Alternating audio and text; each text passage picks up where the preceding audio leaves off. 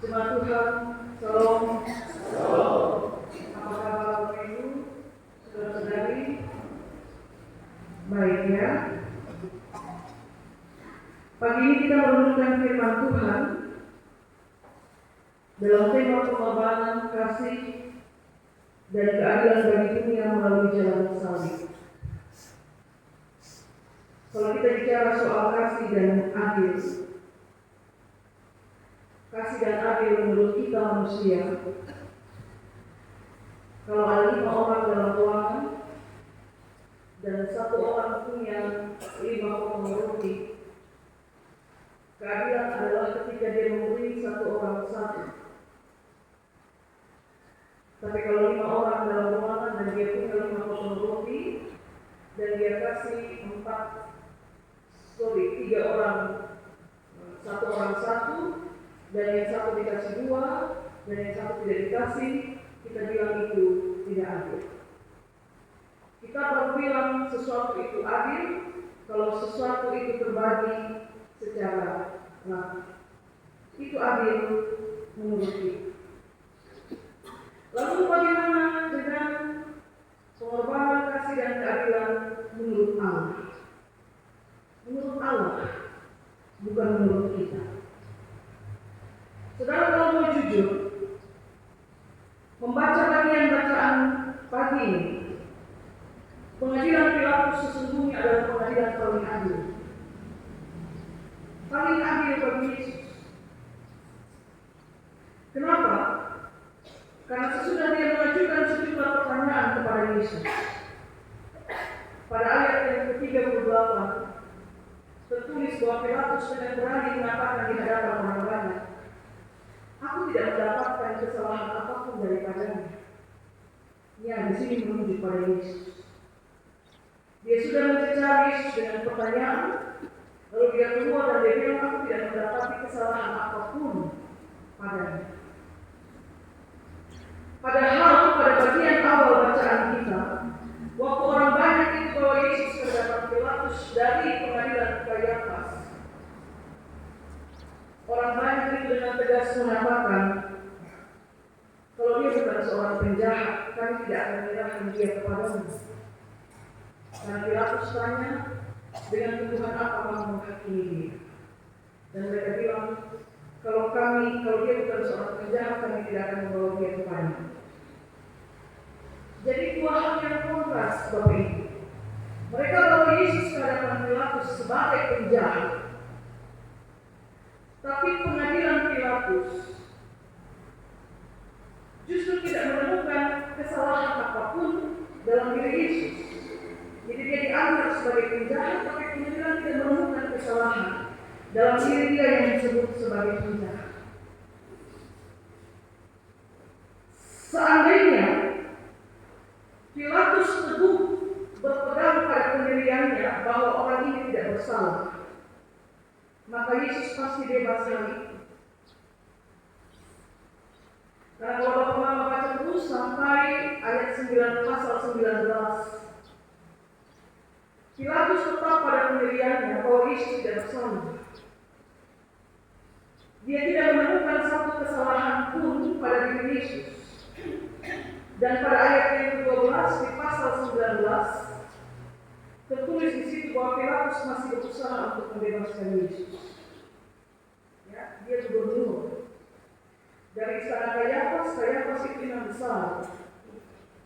Dia dihadiri di pengadilan agama, lalu kemudian dibawa ke pengadilan miliknya pemerintah di hadapan Pilatus, supaya di situ nanti dijatuhi hukuman yang setimpal. Pilatus berusaha untuk membebaskan Yesus. Tapi keadilan di pengadilan Pilatus pada akhirnya runtuh karena desakan orang banyak dan ancaman mereka kepada Pilatus soal persahabatan atau posisinya sebagai sahabat Kaisar. Dan Pilatus pada akhirnya menyerah dan dia menyerahkan Yesus kepada mereka untuk disalibkan. Bapak-bapak, saudara-saudari, kami ikut jalan ke Dolorosa dalam perjalanan siang. Saudara-saudari umat Katolik di sana mematenkan dengan cukup baik sejumlah peristiwa itu dalam berbagai buku.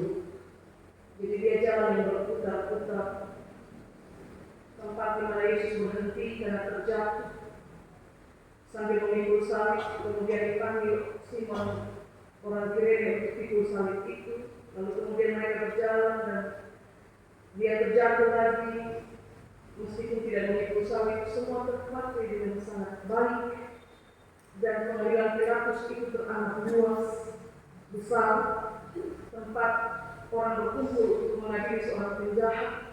Dan saya membayangkan hari itu Yesus berdiri di situ dan begitu banyak orang ada di sekitarnya sambil berteriak untuk menyalibkan dia. Dan hanya dia sendiri, karena murid-muridnya lari entah kemana. Pilatus menyerah pada kehendak orang dan dia menyerahkan Yesus untuk disalib. Sekarang kita bertanya, kalau tidak ada satu pun kesalahan dalam diri Yesus menurut catatan pengadilan Pilatus, maka apa dasarnya orang banyak menganggap dia ke sana sebagai penjahat? Kalau kita berperkara secara hukum dan pengadilan tidak menemukan kesalahan, apa dasar orang membawa saya ke sana sebagai penjahat? Kalau dia dibawa ke pengadilan dengan tuduhan karena dia menyebut dirinya raja orang Yahudi, dia menyebut dirinya anak Allah, perhatikan bahwa pengadilan jelas tidak menemukan itu sebagai satu kesalahan. Lalu kenapa orang banyak mendesak dia untuk disalibkan? Bagaimana? Hukum Taurat dengan jelas melarang membunuh seseorang. Pilatus bilang hakim bila dia menutup aturan hukum Taurat, dan orang Yahudi bilang kami tidak diperkenankan oleh hukum Taurat untuk membunuh seseorang. Hukum Taurat jelas melarang membunuh seseorang tanpa alasan. Karena itu ketika Pilatus menyuruh mereka menghakimi Yesus menurut hukum Taurat, mereka menolak. Mereka bilang karena kami tidak diperbolehkan oleh hukum Taurat untuk membunuh orang. Itulah sebabnya kenapa mereka desak Pilatus untuk menjatuhkan hukuman bagi Yesus, Bapak Ibu. Karena mesti ada satu keputusan final, keputusan yang sah yang datangnya dari pengadilan bahwa orang itu layak untuk dijatuhi hukuman mati. Kalau berdasarkan penghakiman mereka sendiri, mereka menghakimi dia, mereka melanggar hukum Taurat. Karena itu dibawa ke pengadilan supaya keputusan pengadilan itu melegakan keinginan mereka supaya orang ini dijatuhi hukuman mati. Karena hukum Taurat tidak membenarkan mereka membunuh orang. Tapi kalau pengadilan memutuskan supaya dia dihukum mati, penghukuman itu dijalankan. Karena itu, saudara perhatikan, sebenarnya mereka sudah menghakimi Yesus sendiri. Meski tanpa melalui pengadilan, mereka sudah menghakimi dia karena mereka anggap dia ke pengadilan Pilatus sebagai penjahat. Pengadilan hanya dijadikan sebagai alat untuk mensahkan penghakiman supaya mereka dapat terpenuhi segala keinginan mereka dan mereka disebut tidak melanggar hukum Taurat. Meski Pilatus sendiri sudah mengatakan bahwa aku tidak menemukan kesalahan apapun pada diri menghakimi. Pilatus seperti itu. Maka bukankah firman Allah harus digenapi? Karena itu tadi saya bilang, kalau hari itu Pilatus membebaskan Yesus, firman Allah tidak akan digenapi. Yesus akan bebas lagi. Yohanes 3 ayat 16 menulis ucapan Yesus sendiri. Karena begitu besar kasih Allah akan dunia ini, sehingga dia telah mengaruniakan anaknya yang tunggal, supaya setiap orang yang percaya kepadanya tidak binasa melainkan beroleh hidup yang kekal. Kalau dunia harus diselamatkan dari dosa, maka anak tunggal Allah itu harus dikorbankan sebagai penebus. Dan kenapa Allah harus mengorbankan anak tunggalnya? Karena dia mengasihi dunia ini. Lalu apakah itu adil? Itu adil. Itu adil, Bapak. Ketika dia mengirimkan menjadi penebus bagi dosa dunia. Itu adil. Bagi manusia itu tidak adil, tapi bagi Allah itulah keadilan. Karena Dia punya kasih yang besar terhadap dunia. Dan kalau Dia harus mengorbankan putra tunggalnya karena kasihnya kepada dunia, itu disebut dengan keadilan. Keadilan bagi manusia adalah tidak menjalankan hukum mata dan mata, gigi dan gigi. Jadi kalau orang congkel matamu, kau juga harus congkel matanya. Orang ambil gigimu, kau juga harus ambil giginya. Itu secara sirat hukum itu berbunyi demikian untuk menyatakan tentang keadilan. Tapi keadilan bagi Allah adalah ketika putra tunggalnya Dia korbankan sebagai penebus supaya dunia yang Dia kasihi ini diselamatkan dari dosa. Itu keadilan. Karena itu saya katakan, Bapak Ibu jemaat Tuhan yang terkasih, kalau mau jujur, pengadilan Pilatus hari itu pengadilan paling adil. Tapi kalau Pilatus membebaskan Yesus hari itu, nubuatan tidak akan digenapi, yaitu Dia yang tidak berdosa dihukum oleh mereka yang berdosa. Itu nubuatan dan ucapan Yesus sendiri. Padahal seharusnya orang yang tidak berdosa menghukum yang berdosa, tapi karena nubuatan harus digenapi, yang tidak berdosa itu dihukum oleh mereka yang berdosa.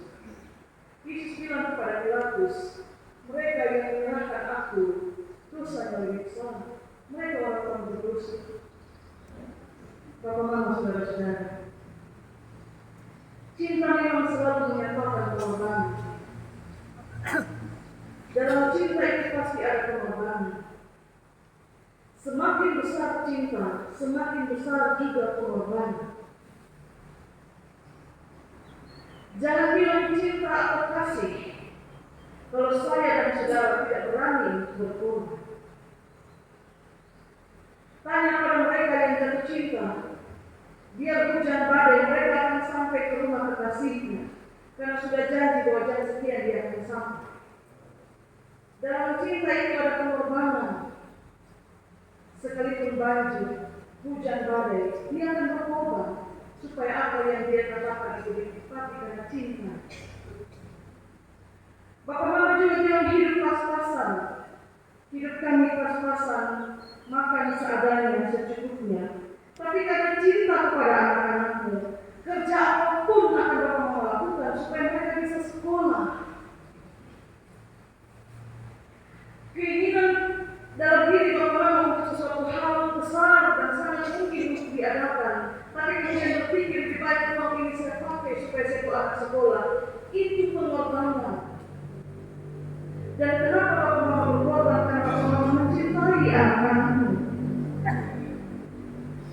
Dan pengorbanan yang datang dari cinta ini nilainya berharga, bahkan teramat berharga. Coba lihat ini kasuistik. Beberapa orang sukses datang dari latar belakang keluarga sederhana, bahkan sangat sederhana. Hanya karena orang tua meredam keinginannya supaya anaknya bisa sekolah, daripada uang ini saya pakai untuk hal yang lain. Itu pengorbanan. Dan anak-anakku sekalian, Bapak Mama panas-panasan di sawah, pulang rumah sore hari muka hitam karena terbakar sinar matahari. Dia kerja sawah itu baik-baik, nanti panen hasilnya dia jual, uangnya dia kumpul untuk kau sekolah. Itu pengorbanan. Dan kau pergi sekolah asal-asalan, suka-sukamu. Wajar kalau Bapak Mama terus bertanya kapan selesai. Karena dia mengorbankan sesuatu untuk keberhasilan. Karena dia mencintai. Atau kalau saudara mengatakan engkau mengasihi Yesus, maka waktu bisa kau korbankan untuk melayani Dia yang kau kasihi. Pekerjaan menumpuk, begitu banyak dari kantor bisa dibawa sampai ke rumah, seolah-olah waktu 24 jam itu kurang. Tapi di sela-sela pekerjaan yang banyak yang harus diselesaikan itu, saudara masih menyempatkan pergi mengunjungi anggota jemaat dalam raya untuk mendoakan dia. Ada kerja-kerja tapi ingat dia bahwa ini ada sakit. Saya berhenti sejenak dan pergi kunjung ke rumahnya dan mendoakan dia. Atau di tengah-tengah kesibukan kerja, kita ingat hari ini oma ini ulang tahun. Berhenti sejenak dan pergi ke rumah oma untuk mendoakan dia di hari ulang tahunnya. Itu disebut pengorbanan. Dan pengorbanan itu bukan karena kamu mengasihi tetangga yang sakit, anggota dalam rayamu yang sakit, atau anggota dalam rayamu yang berulang tahun si oma itu. Pengorbanan itu atau saudara berkorban itu karena saudara mengasihi Yesus yang mempercayakan pelayanan ini kepadamu. Sehingga engkau berkorban. Jadi sekali lagi dalam cinta itu ada pengorbanan. Saya tetap bergabung dengan sejumlah teman-teman majelis, beberapa teman-teman majelis. Dia pergi berdinas keluar kota, ada kesibukan urusan apapun. Tapi nanti dia akan segera balik karena dia ingat hari ini ada jadwal saya pimpin ibadah rumah tangga.